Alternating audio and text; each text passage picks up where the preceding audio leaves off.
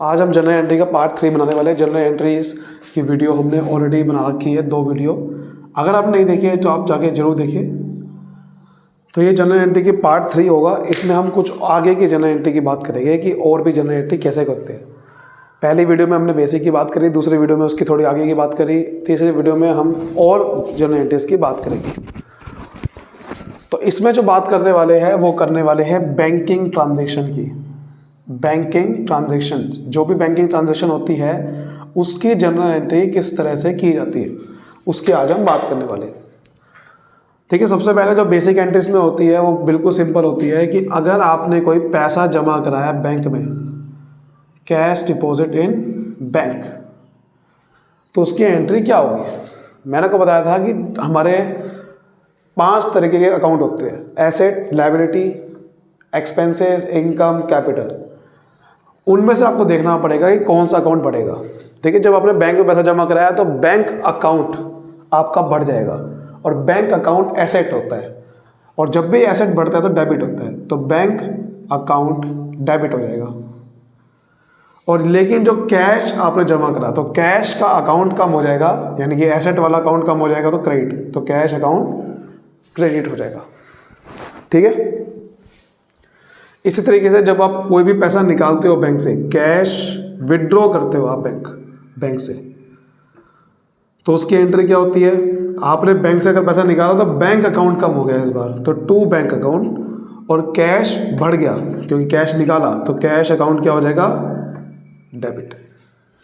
ठीक है, इस तरह से कई बार क्या होता है कि कई बार हम ओनर अपने पर्सनल यूज़ के लिए पैसा निकालते हैं। पर्सनल यूज़ के लिए आपने कोई बैंक से पैसा निकाला तो उसे बोलते हैं ड्राइंग्स, तो ड्राइंग्स अकाउंट डेबिट हो जाएगा क्योंकि ड्राइंग्स एक खर्चा होता है, और क्योंकि आपने बैंक से पैसा निकाला है तो बैंक अकाउंट कम हो जाएगा, तो इसलिए जब एसेट कम होता है तो क्रेडिट होता है, तो बैंक अकाउंट क्या हो जाएगा, क्रेडिट हो जाएगा। ठीक है, तो ये ड्राइंग्स की होगी। कई बार हम किसी को पेमेंट करते हैं, जैसे कि payment by cheque to creditor. किसी को मैंने माल उधार में मैंने उससे ख़रीदा था और उसको मुझे पैसे देने थे। मैंने कहा कि मेरे पास कैश तो नहीं है, मेरे पे चेक है, मैंने को चेक काट के दे दिया उसे, तो चेक काट के दे दिया तो मेरा बैंक बैलेंस उसी टाइम मैं कम कर दूंगा। मुझे नहीं पता वो बैंक में कब ले जाएगा चेक, तो मैं उसी टाइम कम कर दूंगा, तो मेरा बैंक अकाउंट कम होगा, तो बैंक अकाउंट क्रेडिट होगा। ठीक है, और ये जो क्रेडिटर है इसका अकाउंट क्लोज कर देंगे तो क्रेडिटर का नाम डेबिट हो जाएगा, जिसको भी पैसे दे, राम, राकेश, जो भी नाम है। क्योंकि जब मैंने उसे माल खरीदा था तो एंट्री हुई होगी purchase account debit to creditor account, उसका नाम होगा। अब उसका अकाउंट क्लोज करना है, तो उसका अकाउंट क्रेडिट था इसलिए डेबिट करके उसका अकाउंट क्लोज हो गया। ठीक है, तो ये एंट्री होती है।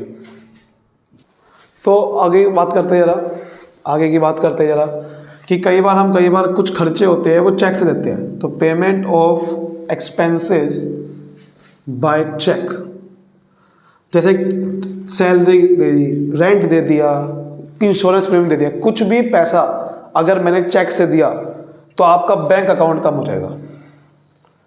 ठीक है, और जो भी खर्चे का नाम है वो डेबिट हो जाएगा, नेम खर्चे का डेबिट हो जाएगा, जैसे salary account debit, rent account debit, insurance premium account debit, इस तरीके से। आगे बात करें तो कई बार बैंक वाला चार्जेस काटता है आपके अकाउंट से, चार्जेस डेबिटेड बाय बैंक। आपके अकाउंट से कई बार बहुत सारे चार्जेस बैंक वाला काट लेता है, तो उसके लिए वो अकाउंट खुलेगा बैंक चार्जेस। खर्चा है, खर्चा डेबिट होता है, तो बैंक चार्जेस अकाउंट डेबिट। जब भी बैंक वाला आपके अकाउंट से चार्जेस काटेगा कोई भी, बैंक चार्जेस अकाउंट डेबिट, और बैंक का बैलेंस कम हो गया तो टू बैंक अकाउंट भी आएगा। क्लियर, तो ये एंट्री हो जाएगी। अब बात करते हैं आगे की। चेक कई बार आपको मिला, चेक कह दो या ड्राफ्ट कह दो, चेक रिसीव्ड बाय डेटर, कोई डेटर से पैसे लेने थे उससे चेक मिला, तो क्या एंट्री होगी इसकी। देखो, चेक मिला है, ध्यान रखना आप बैंक अकाउंट, देखो अब ऐसे चेक मिला है, वो चेक जाके आप जमा कराओगे बैंक में और आपका बढ़ जाएगा बैंक अकाउंट। बट आप जब तक उस चेक को जमा नहीं कराओगे बैंक में तो वो आपका बैंक अकाउंट नहीं बढ़ाएगा। तो अगर आपको कोई चेक मिला है और वो बैंक में जमा नहीं कराया तो उसके लिए एक अकाउंट खुलता है, उसका नाम होता है चेक इन हैंड अकाउंट। क्योंकि ये बैंक अकाउंट की जगह अकाउंट खोला है, एक टेम्परेरी अकाउंट खोला है, वरना आपको बैंक अकाउंट ही डेबिट करना था क्योंकि बैंक का बैलेंस बढ़ेगा। लेकिन क्योंकि वो चेक अभी आपके हाथ में है, बैंक में जमा नहीं कराया, तो टेम्परेरी बेसिस पे अकाउंट खुल गया, उसका नाम है चेक इन हैंड अकाउंट। और जिसने पैसे दिए उसका नाम नीचे आ जाएगा, नाम आ जाएगा डेटर का, कोई भी नाम है जिसका, जैसे राम से पैसा मिला, श्याम से मिला, तो उसका अकाउंट क्लोज हो जाएगा क्योंकि डेटर का अकाउंट पहले खुला होगा, अब उसने पैसे दे दिए तो उसका अकाउंट क्लोज हो जाएगा क्योंकि वो डेबिट से खुला था, क्रेडिट से बंद होगा था। और जब यही चेक डिपॉजिट करा दिया बैंक ने, बैंक में हमने चेक डिपॉजिटेड इन बैंक, जब यही चेक हमने बैंक में डिपॉजिट करा दिया तो ये अकाउंट अब बंद कर देंगे, चेक इन हैंड अकाउंट बंद कर देंगे तो क्रेडिट हो जाएगा। ये अकाउंट बंद कैसे करेंगे? डेबिट है तो क्रेडिट कर देंगे। और ये डेटर का अकाउंट नहीं डेबिट करेंगे, बैंक अकाउंट बढ़ गया आपका, क्योंकि चेक जमा करा है बैंक में तो बैंक अकाउंट बढ़ गया, तो बैंक अकाउंट कर देंगे डेबिट। कई बार ये डायरेक्ट एंट्री भी हो सकती है, कई बार क्या होता है कि ऑन द सेम डे आप जमा कर देते हो, मतलब कि आपको चेक मिला उसी दिन बैंक में जमा कर दिया, तो फिर उसी दिन आपका बैंक अकाउंट बढ़ा दोगे आप और डेटर का अकाउंट बंद कर दोगे। तो अगर आपने चेक मिला उसी दिन जमा कर दिया तो bank account debit to debtor नाम आ जाएगा, मतलब डेटर का जो भी है, वरना cheque in hand to debtor, फिर bank to debtor, cheque in hand. ठीक है, ये एंट्री होती है फिर आपकी। अब देखो इसी से जुड़ी हुई एक और एंट्री है, चेक डिसऑनर्ड हो गया। डिसऑनर्ड का मतलब क्या होता है? बाउंस हो गया। कई बार चेक आपने जमा तो कराया बैंक में, लेकिन बैंक वालों ने चेक क्लियर करने से मना कर दिया, उन्होंने कहा कि सामने वाले अकाउंट के पैसे, उसके अकाउंट में पैसे नहीं है तो आपके अकाउंट में पैसे नहीं जा सकते, या फिर साइन मैच नहीं हो रहे, कुछ भी रीज़न हो सकता है, आपका चेक बाउंस हो गया।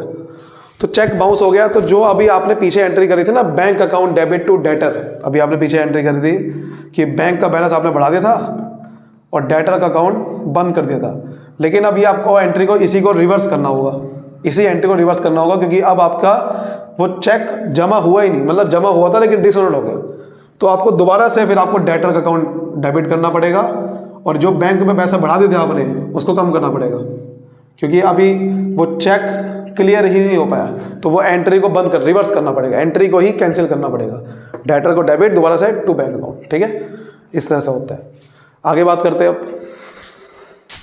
अब देखो कई बार आपके अकाउंट से कई बार बैंक वाला इंटरेस्ट चार्ज कर लेता है। फॉर एग्जांपल आपने लोन ले रखा है या फिर आपने बैंक से ज़्यादा पैसे निकाले थे तो आपको इंटरेस्ट देना था बैंक वालों को, तो बैंक वाले ने आपके अकाउंट से क्या करा, इंटरेस्ट को चार्ज कर लिया, उस इंटरेस्ट को चार्ज कर लिया, आपके अकाउंट से काट दिया, तो आपको इसकी एंट्री कर ली। तो ये तो बात पक्की है कि बैंक अकाउंट आपका कम हो जाएगा, क्योंकि बैंक से आपका इंटरेस्ट कटा है, वो बैंक बैलेंस कम हो जाएगा और नाम खर्चे का आएगा। इस बार खर्चे का नाम है इंटरेस्ट, तो इंटरेस्ट अकाउंट डेबिट या फिर बैंक इंटरेस्ट अकाउंट डेबिट भी ले सकते हो आप। ठीक है, interest account debit to bank, clear. और अगर इंटरेस्ट मिला या फिर जैसे कि आपने कोई एफडी करा रखी थी या सेविंग अकाउंट में पैसा पड़ा हुआ है, आपको इंटरेस्ट मिला तो बैंक अकाउंट बढ़ जाएगा, debit to interest received account. खाली इंटरेस्ट अकाउंट नहीं लिखेंगे वरना समझ नहीं आएगा कि, क्योंकि अगर दो दो इंटरेस्ट अकाउंट हो जाएंगे तो समझ नहीं आएगा कि डेबिट वाला कौन सा है, क्रेडिट वाला कौन सा है, तो रिसीव्ड अकाउंट लिखेंगे साथ में। ठीक है, क्लियर होगी यहाँ तक बात? बढ़िया। अब कुछ ऐसी एंट्री होती है जैसे कि payment made by bank, payment made by bank on standing instruction. कई बार हम बैंक वाले को कह देते हैं कि भैया मेरे ऑटोमेटिक मेरे अकाउंट से पैसे काट देना। मैंने आपको जैसे बैंक वालों को मैंने कह दिया कि भैया मेरे म्यूचुअल फंड मैंने करा दिए, तो हर महीने मैंने ऑटो पे करवा दिया, मतलब हर महीने मुझे कोई बैंक से बार बार पैसे निकालने की जरूरत नहीं है। बैंक वालों को इंस्ट्रक्शन दे दी मैंने कि मेरे हर महीने इस तारीख को आप बैंक से पैसे काट के उस म्यूचुअल फंड कंपनी को दे देना। तो इसे बोलते हैं स्टैंडिंग इंस्ट्रक्शन के थ्रू, ऑटो पे हमने करवा दिया। तो उसके केस में क्या होता है कि आपका बैंक अकाउंट तो कम होगा ही होगा और उस खर्चे का नाम आ जाएगा। जैसे कि इंश्योरेंस का, आपने कई बार हम ज़्यादातर इंश्योरेंस का करते हैं, तो इंश्योरेंस आपने कहा कि डायरेक्ट मेरे अकाउंट से कटता रहे, तो इंश्योरेंस एक्सपेंसेस अकाउंट डेबिट हो जाएगा। ठीक है, या फिर कोई भी नाम हो सकता है आपका, रेंट अकाउंट डेबिट हो सकता है। ठीक है, किसी भी तरीके का कोई भी अकाउंट हो, एनी नेम, कोई भी खर्चा हो, अगर आपने बैंक वालों को क्या रखा है तो वो नाम से खर्चा डेबिट हो रही है। इससे जुड़ी हुई एक और एंट्री है कि कई बार आप बैंक वालों कहते हो कि खर्चा नहीं बल्कि पेमेंट भी आप ले लेना। ठीक है, मतलब कोई भी अमाउंट है, amount collected by bank, bank वालों को कहा कि आप मेरी तरफ से मेरे बिहाफ पे किसी से भी कोई पैसा मिले, कोई डेटर पैसा दे रहा है तो अब मेरे बिहाफ पे उस पेमेंट को रिसीव कर लेना। मैंने शेयर में पैसा लगा रखा है तो डिविडेंड आप ले लेना। तो क्या एंट्री होगी इससे, देखो जो भी पैसा मिलेगा तो बैंक अकाउंट बढ़ेगा और नीचे उस इनकम का नाम आ जाएगा। जैसे डिविडेंड है तो डिविडेंड अकाउंट क्रेडिट हो जाएगा। इनकम क्या होती है, क्रेडिट होती है, खर्चा डेबिट होता है, इनकम क्रेडिट होती है। ठीक है, इस तरीके से हो जाएगा। कोई भी नाम आ सकता है इस इनकम का, कोई भी नाम। क्लियर, तो इस तरह से होता है। अब बात करते हैं कुछ और एंट्री की, जैसे कि बैंक लोन। कोई बैंक लोन है, आपने बैंक से लोन लिया, क्या एंट्री होगी इसकी। देखिए जब आप बैंक से लोन लेते हो तो आपका लोन अकाउंट में पैसे जाते हो, तो वो आपका बैंक अकाउंट आपका बढ़ जाता है, उससे आपका जो बैंक अकाउंट का लोन का अकाउंट का बैलेंस है वो बढ़ जाएगा। और बैंक लोन एक लायबिलिटी है क्योंकि चुकाना है उसे, तो वो लायबिलिटी क्या होती है, क्रेडिट। तो क्या हो जाएगा, वो बैंक लोन अकाउंट क्रेडिट हो जाएगा क्योंकि वो बैंक लोन एक लायबिलिटी है जिसे चुकाना पड़ेगा आपको। ठीक है, समझ आ गई बात। लेकिन अगर आपने इसी बैंक लोन को अगर आपने रीपे कर दिया, रीपेमेंट, अगर आपने इसी बैंक लोन को रीपेमेंट कर दिया तो उसकी एंट्री क्या होगी, ऑब्वियस सी बात है, उल्टी हो जाएगी। उल्टी हो जाएगी, ये बैंक लोन आपने अकाउंट जो खोला था उसे बंद कर देंगे क्योंकि वो बैंक लोन पे कर दिए और बैंक अकाउंट से आपके पैसे कट जाएंगे। कई बार उस बैंक लोन को कैश पे कर देते हैं तो कैश अकाउंट भी क्रेडिट हो सकता है, जैसे मर्जी क्वेश्चन में कहे कैश से पे किया है, बैंक से पे किया। क्लियर है, बहुत बढ़िया। एक लास्ट एंट्री पे देख लेते हैं। जैसे कई बार क्या होता है, हम अपने ट्रांसफ़र करते हैं fund, transfer funds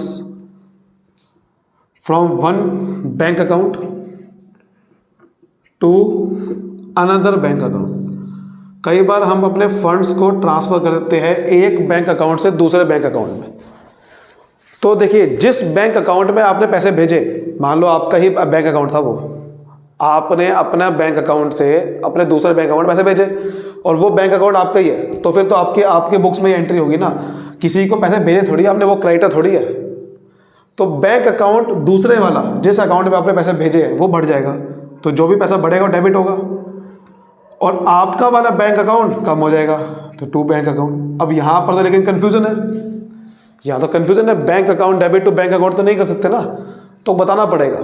for example आपका SBI में पैसे भेजे आपने, तो SBI वाला बैंक अकाउंट तो बढ़ गया, लेकिन PNB से भेजे थे तो PNB वाला घट गया, तो ब्रैकेट में दिखाना पड़ेगा। नहीं दिखाओगे तो बैंक टू बैंक हो जाएगा, समझ नहीं आएगा किस बैंक से किस बैंक में भेजे पैसे।